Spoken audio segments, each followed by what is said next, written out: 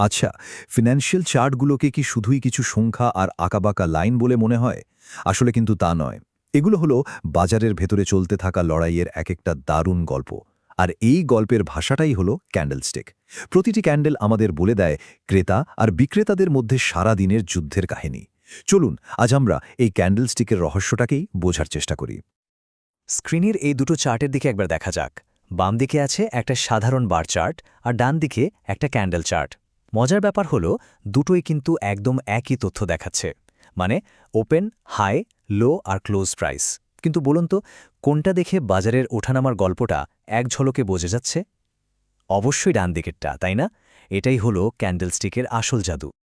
বেশ, তাহলে চলুন আর দেরি না করে একেবারে মূল আলোচনায় ঢুকে পড়ি। একটা ক্যান্ডেলস্টিক ঠিক কিভাবে তৈরি হয়, আসুন সেটা ধাপে ধাপে দেখি।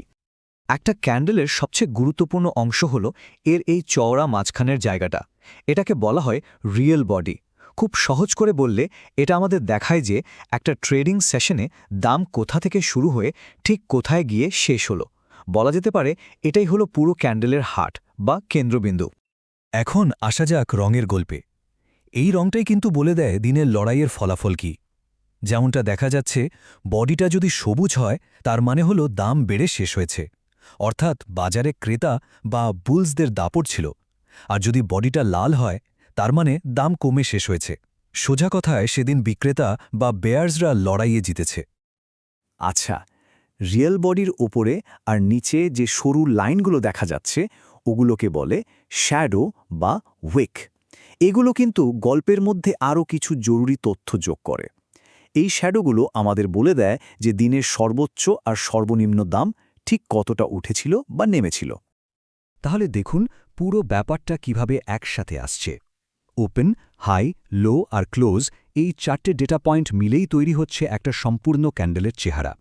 রিয়েল বডি আমাদের দেখাচ্ছে মূল লড়াইটা, আর শ্যাডোগুলো বলে দিচ্ছে যে সেই লড়াইয়ের সীমানাটা ঠিক কতদূর পর্যন্ত ছড়িয়েছিল। আমরা তো ক্যান্ডেলের গঠনটা দেখলাম, কিন্তু এবার চলুন এর ভেতরের অর্থটা বোঝার চেষ্টা করি। কারণ এই রিয়েল বডিটা শুধু দামের পার্থক্য নয়, এটা হলো বুলস আর বিয়ার্সের মধ্যে সারা দিনের যে লড়াইটা হয় তার একেবারে মূল সারাংশ। এই প্রসঙ্গে একটা দারুণ কথা আছে। রিয়েল বডি হলো প্রাইস মুভমেন্টের সারমর্ম। মানে এই একটা লাইনে কিন্তু এর গুরুত্বটা একদম পরিষ্কার করে দেয়। মূল অ্যাকশনটা কিন্তু এই বডির মধ্যেই ঘটছে। তাহলে ভাবুন তো, শুধু এই রিয়াল বডিটা দেখেই কত কিছু বোঝা যায়। প্রথমত, দিনের লড়াইয়ে জিতলটাকে বুলস নাকি বেয়ার্স। দ্বিতীয়ত, সেই জয়টা কতটা দাপটের সাথে এসেছে। যেমন ধরুন একটা লম্বা বডি, মানে একদম একপেশে জয়। আর সবশেষে ওপেনিং থেকে ক্লোজিং পর্যন্ত দামের মোট পরিবর্তনটাই বা কত হলো। রিয়েল বডি যদি হয় যুদ্ধের ফাইনাল স্কোর, তাহলে শ্যাডোগুলো হলো পুরো খেলার মাঠটা। এগুলো আমাদের বলে যে দিনের সবচেয়ে উত্তেজনাপূর্ণ মুহূর্তে লড়াইটা ঠিক কোন সীমানা পর্যন্ত পৌঁছেছিল।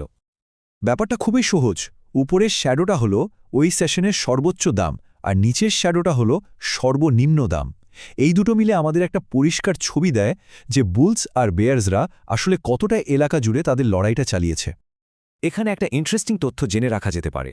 যদি কোনো ক্যান্ডেলের উপরের দিকে শ্যাডো না থাকে তাকে বলে শেভন হেড, আর যদি নিচের দিকে শ্যাডো না থাকে তাহলে তাকে বলে শেভন বটম। এই বিশেষ নামগুলো কিন্তু মার্কেটের সেন্টিমেন্ট বুঝতে সাহায্য করে।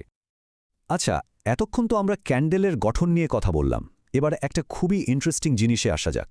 জানেন কি, একটা ছোট্ট ক্যান্ডেলও কিন্তু বাজারে একটা বিরাট বড় পরিবর্তনের সংকেত দিতে পারে। চলুন এই সিদ্ধান্তহীনতার লক্ষণগুলো একটু খুঁজে দেখি। এই বিশেষ ক্যান্ডেলটার দিকে খেয়াল করুন। এর নাম হল স্পিনিং টপ। এর সবচেয়ে বড় বৈশিষ্ট্য হল এর রিয়েল বডিটা হয় খুব ছোট। এটা আসলে কি বোঝায়?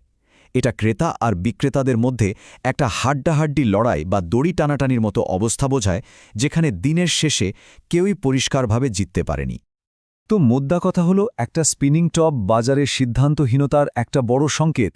এর মানে সারা দিন ধরে প্রচুর লড়াই হলেও ওপেনিং আর ক্লোজিং প্রাইস প্রায় কাছাকাছি জায়গায় এসে থেমেছে।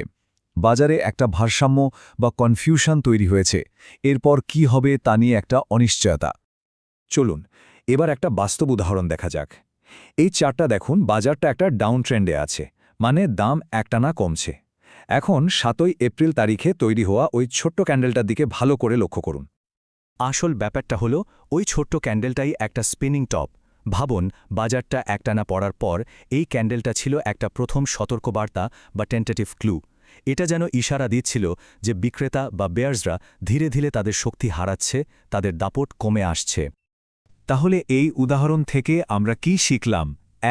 একটা স্পিনিং টপ হতে পারে একটা আগাম সতর্কবার্তা। 2, এটা বাজারের ভেতরের সাইকোলজির পরিবর্তনটা ধরিয়ে দেয়, আর এটাই হলো ক্যান্ডেলস্টিক চার্টের সবচেয়ে বড় সুবিধাগুলোর একটা। মাত্র একটা দিনের ট্রেডিং দেখেই বাজারের সম্ভাব্য মোড় ঘোরার একটা আভাস পাওয়া যেতে পারে।